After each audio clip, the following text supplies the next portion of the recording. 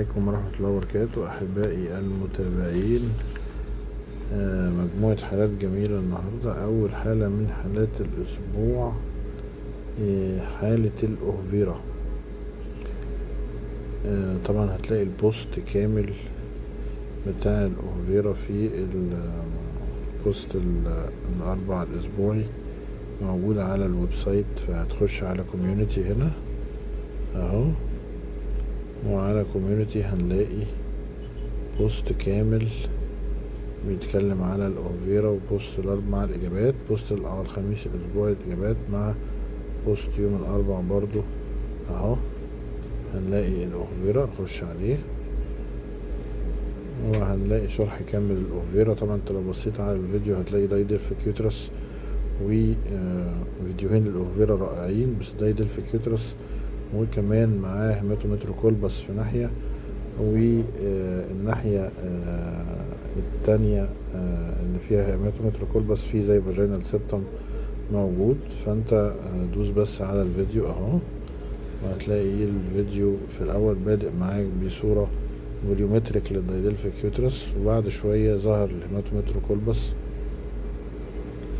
الموجود في ناحية. الجميل في الحالة دي ان حصل بريجنانسي في الناحية التانية، فيعني يمكن اول مرة اشوف حالة حصل فيها بريجنانسي في ناحية، والناحية التانية لسه فيها السيمتومز كلها بتاعت الأوفيرا. حالة فيري فيري رير، وانا مستني الاوتكم بتاعها ان شاء الله. فاقرا عن الأوفيرا، ويا رب تكون الحالة عجبتكم ان شاء الله. وشوف الفيديو ده والفيديو بتاع الحالة دي من سنة بالظبط، وادي الفوليومتريك ايمج بتاعتها، فان شاء الله تعجبكم الحالة. طيب تعالوا نكمل بعد الأوفيرا.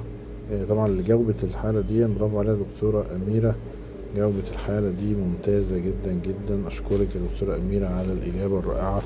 أوفيرا هتلاقيها موجودة في الإجابات هنا في الكومنتات دي. طيب تعالوا نشوف الحالة التانية اللي موجودة عندنا. طبعا هايبوبلاستيك ليفت هارت سندروم ويز تي جي اي، فالناحية الرايت سايد الليفت سايد بتاع الهارت صغير خالص. امبالانس دي في اس دي فيرسس هايبوبلاستيك ليفت هارت سندروم ويز 2 فيسلز سين في الليفل بتاع 3 فيسلز، فموستلي تي جي اي. يبقى اذا حالة الأوفيرا مع حالة الهايبوبلاستيك ليفت هارت سندروم. تعالوا نشوف.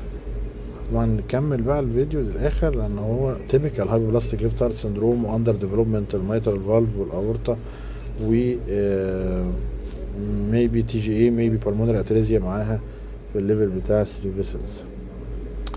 طبعا حالة الكورونيك بومب كانت اسهل حالة بمناسبة عيد ميلادي، وشكرا لكل المعايدات الجميلة، لكن حالة كورونيك بومب رائعة. هزود لكم كمان اجابة الدكتورة نور كانت موجودة على احد جروبات الواتساب. ازاي نفرق بين الكورونيك بومب وبين السب كورونيك هيماتوما. رائعة، اجابة جميلة جدا، اشكرك يا دكتورة نور عليها. تابعوا اجابات الدكتور محمد عاصم، هو اللي جاوب على الحالة القادمة. دكتور محمد عاصم جاوب لنا على الحالة الصعبة دي اللي هي اهي، اجيبها لكم اهي.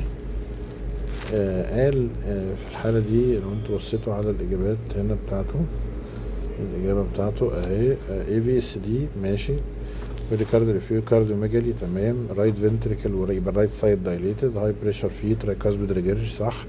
ابسنت اور مالفانكشن لمين بقى؟ للبلمونري فالف، يبقى ممكن يبقى ابسنت بالمونري فالف سندروم، او بالمونري او ماسيف بالمونري ريجرجيتيشن. وانا ميال اكتر للابسنت بالمونري فالف سندروم دي، موستلي هي الاجابه للحاله دي. ابسنت بالمونري فالف سندروم فاريانت منه، مشكله في البلمونري فالف، ماسيف ترايكاسبيد ريجرج زي ما قلنا، مع او ترايكاسبيد ريجرج محترم مع مشكله في البلمونري.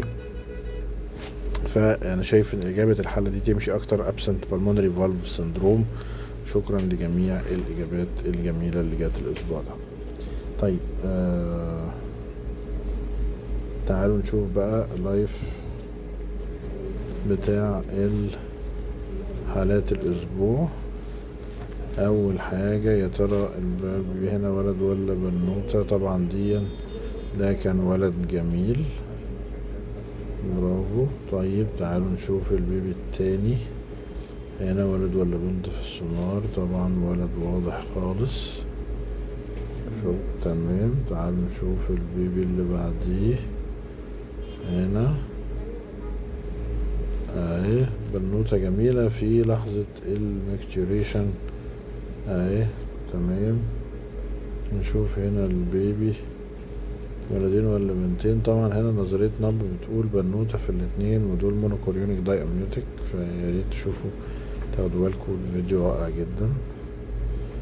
وهنا ولد ولا بنت في السونار، اكيد ولد جميل. وتعالوا نشوف. شكرا جزيلا لكل المتابعين على المتابعة الرائعة، وأراكم على ألف خير الجمعة القادمة إن شاء الله.